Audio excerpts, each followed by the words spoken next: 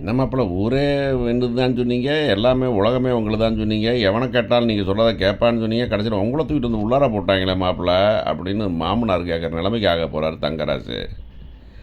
தங்கராசு வந்துக்கிட்டு மானம் கெட்டு மகுடி பூத்துச்சு அப்படிங்கிற மாதிரி, அவர் பண்ண திமிருக்கும், தெனாவட்டுக்கும் அடி வாங்கி, குத்து வாங்கி உள்ளார வந்து போட்டு விட்டாங்க பார்த்தீங்களா, அங்க நிக்கும் கதை அப்படிங்கிற மாரி தான்.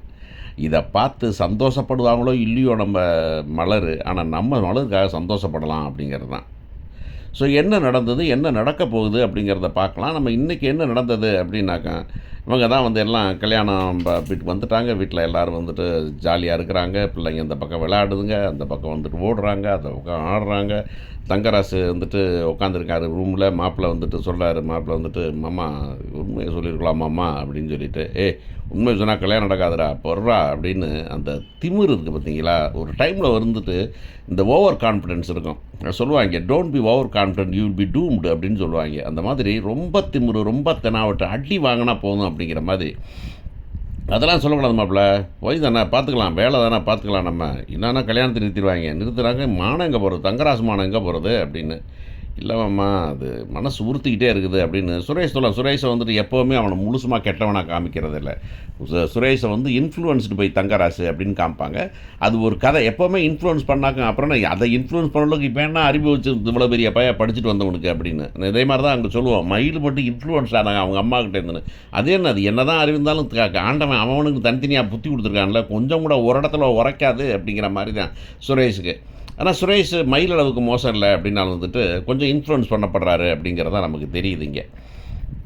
அந்த பக்கம் வந்துட்டு இவங்க வராங்க, நம்ம மலரோட அண்ணனும் அம்மாவும் அண்ணனும் வராங்க. வரும்போது வந்துட்டு இன்றைக்கி பார்த்தீங்கன்னா மாமனார் மாமியார் வந்துட்டு வணக்கம் வாங்க உள்ளார போய் உட்காருங்க குண்டை கவனி அப்படின்னு சொல்கிற அளவுக்கு இருக்குது. கல்யாணம் தொடங்கும்போது பார்த்தீங்கன்னா அப்புறம் பாக்கியராஜையும் மலரையும் நீங்கள் வெளியே நின்று வர்றவங்கள பார்த்துக்கோங்க அப்படின்ட்டாங்க. ஆக்சுவலாக அது ரொம்ப பெரிய வேலை. ஆக்சுவலி வர்றவங்க எல்லாத்துக்கும் தெரிஞ்சவங்களா நின்று வரவேற்கிறது ரொம்ப பெரிய விஷயம்.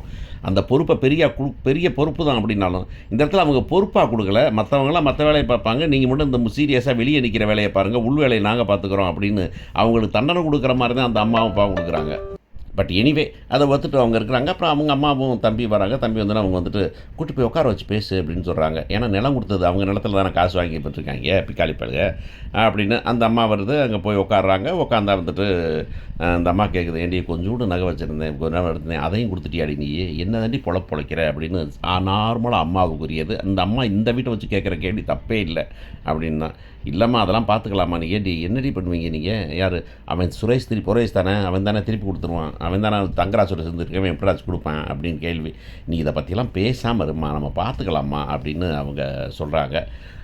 அப்புறம் வந்துட்டு எல்லோரும் ஃபோட்டோ எடுக்க போகிறாங்க. ஃபோட்டோ எடுக்க போகும்போது வந்துக்கிட்டு இப்போ தங்கராசு நிற்கிறாரு. இப்போ வந்து எல்லோரும் வாங்க ஃபோட்டோங்கிறாங்க. ஃபோட்டோ போகும்போது இந்த பிள்ளை நம்ம அந்த தங்கச்சி இருக்குதே, தங்கச்சி பிள்ளை வந்துக்கிட்டு உங்கள் அக்கா அம்மாவையும் தம்பியையும் கூப்பிடலையா அப்படின்னு மலர்கிட்ட கேட்டால், மலர் அம்மா சாமி அப்படின்னு இந்த படத்தில் சொல்லுவார்ல கருணாசு, அம்மா தம்பி இதுக்கு தான் அங்கேருந்து வந்தியா ஸ்ரீலங்காவில் அடி வாங்கி வைக்கிறதுக்கு அப்படின்ற மாதிரி. அம்மா தாயே நீ ரொம்ப பரிதாபப்பட்டு ரொம்ப அன்பு காட்டி ரொம்ப அக்கறை காட்டி கடைசியில் வந்து அவனை வந்து பஸ் ஸ்டாண்டில் அடி வாங்க வச்சு தான் மிச்சம், போதுமுடா சாமி வந்து சேரு அப்படின்னு போட்டு நிற்கிறாங்க. அங்கே போனால் வந்துக்கிட்டு தங்கராஜ் பக்கத்தில் பாக்கியராஜ் நிற்க வேண்டியது. உடனே வந்துட்டு ரேவதி நீ வா இங்கே அப்படின்னு கூப்பிட்றான்.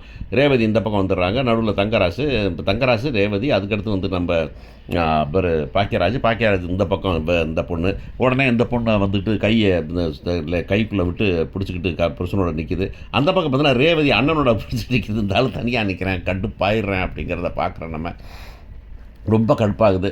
அப்புறம் வந்துட்டு இவங்க வந்துட்டு அந்த அம்மா வந்துட்டு பண்ணாங்க, 3 செயின் ப்ரேஸ்லெட் வாங்கிட்டு வந்தோம், அவ்வளோதான் என்னால் முடிஞ்சது. 3 பவுன் ப்ரேஸ்லெட்டா எங்கடா போகிறது, அது இந்த பக்கி குடும்பத்துக்குலாம் 3 ப்ரேஸ்லெட் நீங்கள் போடணுமா, ஒரு 1000 ரூபா மொய் எழுதிட்டு போயிட்டே இருக்க வேண்டியதானே அப்படின்னு சொல்ல வேண்டியதாக இருக்குது. அதையும் மாப்பிள்ளை விட்டு போடுங்கிறாங்க. இல்லை வேணான்னு, இல்லை நீங்கள் போய் போடுங்க அப்படின்னு. இல்லை நீங்களே வந்து கொடுங்கன்னு சொல்லி மேடையில் வந்து கொடுக்குறாங்க. அதில் வந்துட்டு சுரேஷுக்கு வேற வந்துக்கிட்டு நம்ம வந்துக்கிட்டு தம்பி பையன் வந்து கை கொடுக்க வேண்டிய நிலைமை ஆகி போயிடுது. கொடுமை தான். அப்புறம் வந்துட்டு 3 பவுனில் வாங்கிட்டு வந்திருக்காங்க ரேவதி சொல்ல. உடனே நம்ம 5 பவுனில் வாங்கியிருக்கோம், அவன் என்ன பெற்றா பார் பீத்துறா பார் அப்படின்னு. உனக்கு பொண்டாட்டி தாண்டா கடுப்பு அப்படின்னு சொல்கிறாங்க. கடைசியில் பொண்டாட்டியை கூட்டி கொண்டு ரேவதியை போய் மிரட்ட போகிறான். இந்த பக்கம் இந்த பொண்ணு வேறு, சின்ன பொண்ணு வேறு வந்துட்டு மலரோட தம்பி மேலே கண்ணு வச்சுக்கிட்டே இருக்கிறது. அந்த பொண்ணு செமத்தியாக, அதாவது அந்த அந்த அந்த அடல்ட்ஹுட் அந்த டைமில் அடலசென்ட் முடிஞ்ச டைமில் வந்துக்கிட்டு இந்த லவ் பண்ணும்போது அந்த பொண்ணுங்களோட வெக்கத்தக்கத்தெல்லாம் அந்த பொண்ணு வந்து முகம் வந்துட்டு செமத்தியாக காமிக்குது அப்படி தான் சொல்லணும். இந்த பையன் கம்ப்ளீட்டாக சலனமாக இருக்கிறான். இந்த பசங்க பூரா அப்படி தான் பரிதாபத்துக்குரிய இருக்கேன். இந்த பொண்ணுக்கு கண்ணை கண்ணை விட்டு தொலைச்சி போகிறது. இந்த பொண்ணு அருமையாக பண்ணுது. எனக்கு பிடிச்சிருந்தது. அஃப்கோர்ஸ் இது இருக்குது, டேஸ்ட்டு டிஃபர் ஆகலாம். ஆனால் எனக்கு அந்த பொண்ணு அருமையாக பண்ணிக்கிட்டு இருக்கு அப்படின்னு தோணுச்சு. எனக்கு உன்னை பிடிக்குதுங்கிறத எப்படிலாம் சொல்கிறது அப்படிங்கிறது, அதுவும் அவன் மரக்கட்ட மாதிரி இருக்கவன்ட்டு இந்த பண்ணுறது வந்துட்டு நல்லா பண்ணுது. அப்புறம் ரேவதிட்ட வரான். ரேவதியை கூப்பிட்டு வந்து, என்னங்க தனியாக கூப்பிட்டு வந்தீங்க? என்னங்க பண்ணல, என்ன பண்ணிகிட்டு இருக்கேன், என்ன வீட்டு பெருமை பேசிகிட்டு இருக்கியா நீ, அவங்கள கூப்பிட்டு வந்து பண்ணிகிட்டு இருக்கியா நீ, என்னத்த சொன்னீங்க நான் அப்படின்னு. வார் குடும்பத்தோட ஒட்டாயிட்டு இருக்காத அப்படின்னு சொல்லிட்டு இருக்கும்போதே வெளியே பொண்ணு வீடு அப்படி கும்பலை வராங்க. வெளியே வந்து, தங்கராசு எங்கே இருக்கா அப்படின்னு. தங்கராசு உள்ளே இருக்கா, என்ன விஷயம்? தங்கராசு கூப்பிடுங்க, அவர்கிட்ட தான் பேசணும். என்னம்மா இல்லை இப்போ கூப்பிடுங்க அப்படின்னு. வெளியே வர, என்ன பிரச்சனை வேலை கிடச்சுன்னு சொன்னீங்க? ஆமாம், அதில் என்ன பிரச்சனை, இந்த இவர் வேலை கிடைக்கலன்னு சொல்கிறாரு அப்படின்னு ஒன்று. இவன் ஷாக் ஆகிடுறான். இல்லை அதெல்லாம் வேலை கிடச்சிடும். யார் சொன்னால் வேலை கிடைக்கணும்? வேலை கிடைக்கலங்க, நான் அங்கே தான் கமிஷனர் ஆஃபீஸ் தான் வேலை பார்க்குறேன், இன்னும் சஸ்பென்ஸ்லாம் இருக்கிறாரு அப்படின்னு. எப்படி தான் சொந்தக்காரன் இருப்பான்ல, கமிஷனர் ஆஃபீஸில் பார்க்குறீங்களா? என்ன சொன்னாங்கன்னு. அவருக்கே நாளைக்கு தான் என்கொயரி, நான் இன்றைக்கி கல்யாணம் இருக்குதுங்கிறத நாளைக்கு என்கொயரி போட்டிருக்காங்க, அதே எனக்கே தெரியும். நீங்கள் என்ன வேலை கிடச்சின்னு சொல்கிறீங்க நீங்கள் அப்படின்னு ஒன்று. வேலை கிடச்சிரும் அப்படின்னு. அதே எப்படி வேலை கிடைக்கும்? நான் தான் கமிஷனில் வேலை இருக்கிறேன். இவர் பண்ணுற வேலைக்கு கிடைக்குமாங்க?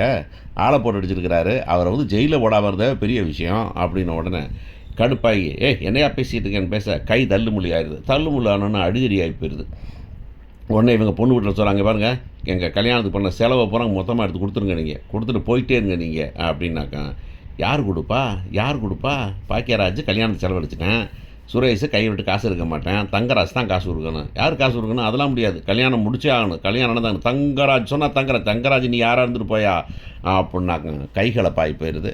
உடனே கடைசியில் அவங்க கமிஷன் ஆஃபீஸில் வந்தோடனே போலீஸ் ஸ்டேஷன் வந்துடுறாங்க. வந்தோடனே போலீஸ் வந்து, என்னையா பண்ணிட்டுருங்க, தகராறு பண்ணுறீங்களா நீங்கள், பொய் சொல்லி கல்யாணம் முடிச்சு வைப்பீங்களா, நமக்கே தெரியுமே ஐயா, இந்த ஆள் தானே, இந்த ஆளுக்கு தான் கல்யாணம் முடியல, இந்த ஆளுக்கு தான் வேலை கிடைக்கல, சஸ்பெண்ட் தெரியுமில்ல, அது எப்படி பொய் சொல்லுவீங்க நீங்கள்? பொய் சொல்லி கல்யாணம் முடிச்சு பொய் ப்ராமிஸ் வந்துட்டு அது தப்பு தானே, அது அவங்க வந்து கேட்குறது சரி தானே, காசை கொடுத்துருங்கன்னு. அதெல்லாம் முடியாதுங்க அப்படின்னு சொல்ல, உடனே வந்துட்டு அதுக்குன்னு ஆளை வச்சிருப்பீங்களா, அங்கே ஒருத்தன் மண்டை உடச்சு கிடக்கிறான், போலியா 2 பேர்த்தையும் பூடி, தங்கராசையும் சுரேஷையும் பூடி உள்ளார போடுங்கயா அப்படின்னு சொன்னான். அவங்க அப்பா, ஐயோ சுரேஷை போட்டுறாதீங்க சார், ஏற்கனவே பிரச்சனை தெரியணும்ல, அப்படின்னா கம்முன்னு இருக்க வேண்டியதானே, என்ன கல்யாணம் இல்லை உண்மையை சொல்லி கல்யாணம் முடிக்க, சஸ்பெண்ட் ஆகிட்டேன், வேலை கிடச்சாலும் கிடைக்குன்னு கல்யாணம் முடிக்க வேண்டியதானே, எதுக்கு இப்படி பண்ணானீங்க அப்படின்னு சொன்னாங்க. இல்லை சார் அவன் ஒன்றும் பண்ணுது, இப்போ இல்லை அடிச்சிட்டு போட்டிங்கன்னா 2 பேர்த்த பொண்ணு வீட்டில் அடிச்சு போட்டிங்க, தகராறு பண்ணியிருக்கிறீங்க, பிடிச்சி உள்ளார தான் பொண்ணு மாப்பிள்ளை தான் பண்ணு சார், அவன் ஒன்றுமே தெரியல சார், ஒன்றும் சரியில்லைன்னா பாக்கியராஜ் வரான். சார் அவன் ஒன்றும் பண்ணல சார், நான் தான் சார், நீங்கள் இப்போ அவனுக்கு பல என்னை கூப்பிட்டு போங்க சார், அவன் கவர்மெண்ட் ஜாப்பில் இருக்கான் சார், போலீஸ் வேலை சார், வேலை போயிடும் சார் அப்படின்னு சொன்னோன்னே, நான் அவன்கிட்ட எத்தனை தடவையாக புத்தி சொல்கிறது நான் உன் தம்பிக்கு, சரி உனக்காக அது வேறு வழி இல்லை அதனால் பண்ணுறேன் நான் அப்படின்னு சுரேஷுக்கு பதிலாக பாக்கியராஜ் தரம் போல் தியாகியாகி போலீஸ் ஸ்டேஷன் போகிறாரு. கடைசியில் பேர் சொல்லி பெருமையாக இருந்த தங்கராசு அவன் பிடிக்காத நம்ம இப்போ பாக்கியராஜோட சேர்ந்து செல்லில் இருக்க வேண்டியிருக்குது. என்ன பண்ண போகிறாங்க, எப்படி இந்த கதையை தீர்க்க போகிறார் மிஸ்டர் அப்படின்னு பார்க்க வேண்டியிருக்கு. இது கட்டாயம் தங்கராசுக்கு நடக்கணும்.